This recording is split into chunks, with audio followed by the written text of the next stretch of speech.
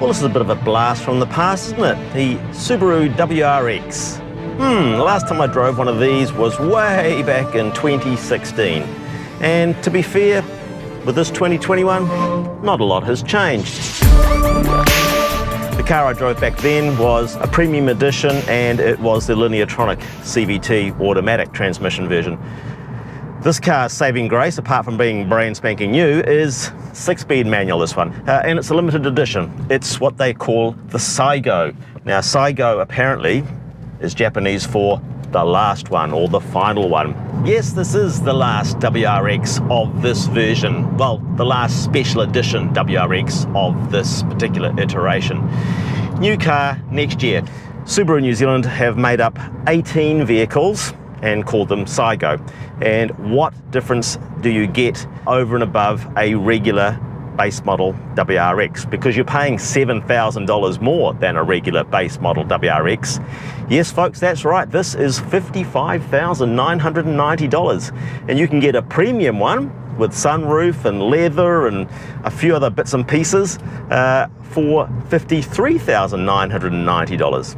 So, let's have a look at what your $7,000 premium gets you for your Saigo. Starting on the outside, you get STI wheels, black STI 18-inch wheels, red Brembo brake calipers. Now, you only get the red Brembo brake calipers on the manual version, because this car is available as a Saigo in automatic trim as well, or Lineartronic trim, but you only get the red Brembo calipers, which are very important, of course, if you grab a manual.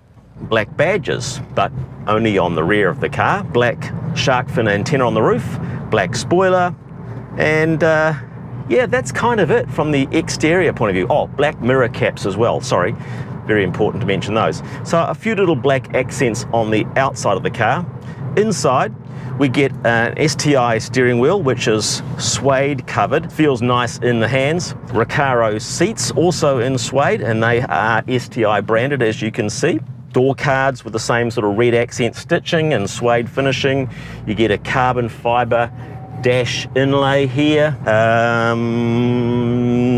Yeah, that's kind of your lot. There's no Saigo badging anywhere on the car, either outside or inside. So you're going to have to tell people this is what you're driving, because to look at it, apart from the fact that there's a few black details, which of course you can do to any Subaru WRX, people ain't going to know that you paid a premium to get this version until they hop inside, as I say, because these seats definitely stand out as a really nice extra. You also get an upgraded Harman Kardon sound system in the Saigo too. But there's a couple of things that are missing, which you do get in the premium. And remember, the premium is $2,000 cheaper than this. Inbuilt navigation. There's no inbuilt navigation in the Saigo. You do get that in the premium. Of course, it does have CarPlay and Android Auto available to it, so you could always use your phone for nav, but it's nice to see nav built into the vehicle. And the other thing I really enjoyed from the last one I drove with the premium was that little camera underneath the passenger's door mirror, which could show me the curb. So those little extras are not available in the Saigo, which is a shame, particularly, as I say, when you're paying $2,000 more than the premium. But I guess that's the price of exclusivity.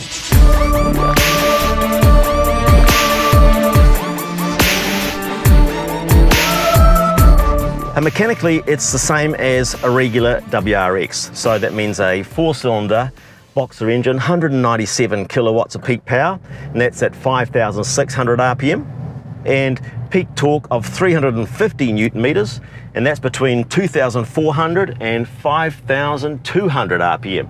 So nothing different there.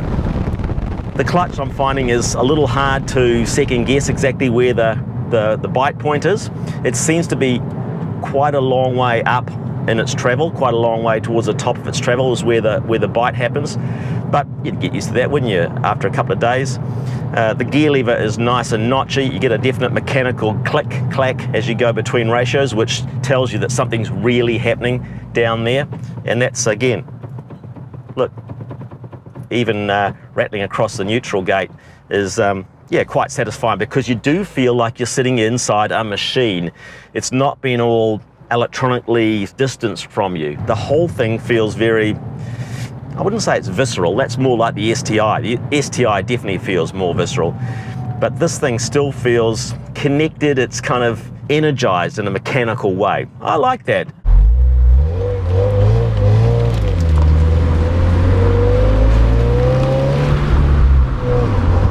Now, if you're too low in the revs, there's not much going on in terms of power. But once you're above that 3,500 RPM, there's plenty of boost available, and the thing kind of almost has a slingshot effect. You know, there is a lag. There's definitely a turbo lag. So you put your foot into it, and you wait a little bit, and then it goes. But you know it's going to go. There's no doubt that it's going to go. But it does provide a kind of a rubber bandy sort of feel, like, you know, you stretch it and then it catches up with you, and then you stretch it again and it catches up on you. In terms of power, there's enough of it. Definitely enough of it. I still think it's a great car for our twisty topography in New Zealand, because it's just got such explosive acceleration when you're on boost out of corners, and you can just carry such high corner speeds with so much confidence. You don't have to veer across the other side of the center line to cut a corner. You just hold the line that's painted on the road and slingshot around it. The suspension is firm, like very firm, particularly at slower speeds. Round town, you'll find it quite choppy, quite harsh. Once you're at higher speeds like we are out here, smooths out. Well, maybe it doesn't smooth out, but it becomes more acceptable because of the road speed that you're able to maintain in this car. Brakes are great, very progressive, very easy to modulate. Steering, of course, very direct. It'll understeer if you dial in too much lock at too high a speed, but commit to the throttle, which sounds funny, you know, if you're already going pretty quickly, but commit to the throttle and the torque from the rear axle will start to bite, and you'll be away, and it'll neutralize that initial understeer. Tenacious grip is what this car has. All-wheel drive, of course, symmetrical all-wheel drive, low centre of gravity. You know, it's just the magic recipe that Subaru have had going for so long. The turbo, yes, you have to keep it boiling. You have to keep it above 3,500 RPM, because below that, there's not much going on. So if you can commit to revs and commit to a corner, then you can have a lot of fun in this car like I'm having now.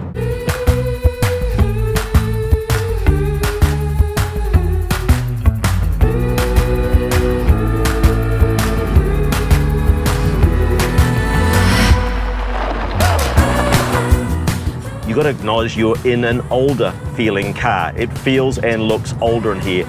A big telltale on that is the screen here. It's really quite small. It's only a little bit bigger than an iPhone Plus, frankly. So there's no big navigation screen here. Yes, it has Apple CarPlay, and yes, it has Android Auto, but it doesn't have inbuilt navigation. The touch buttons are actually touch buttons on the side of the screen, and it just feels like yesteryear. The other thing you notice when you get in here is that you're sitting quite high. The seats are really comfortable. These Recaro seats are really comfortable, nicely bolstered and things, but you're sitting quite high. I've got the seat down at bottom stick, and I'm still, you know, tall in the car, but great visibility, fantastic. Large windscreen, drops away nice and low at the front. Fantastic having these quarter windows on the side here, nice thin A-pillars, massive mirrors out the side. So from a visibility and light and airiness point of view, this car is really right on the money.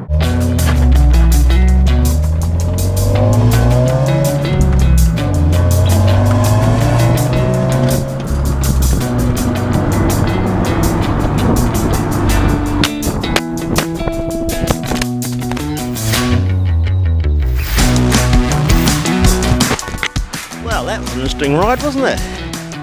Woo. Okay, other random musings about the WRX. It idles very quickly when it's on a cold start. I mean, it's not particularly cold now. It's outside temperature of 20 degrees, and it's idling at about just under 2,000 RPM.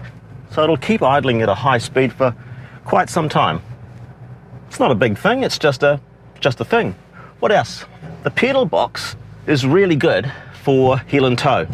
but the left-hand gap between the side of the clutch pedal and the side of the footwell is really tight. So unless I'm wearing really narrow shoes like these Allbirds I've got on at the moment, my foot can sometimes snag on the underside of the clutch pedal when I lift it off the footrest.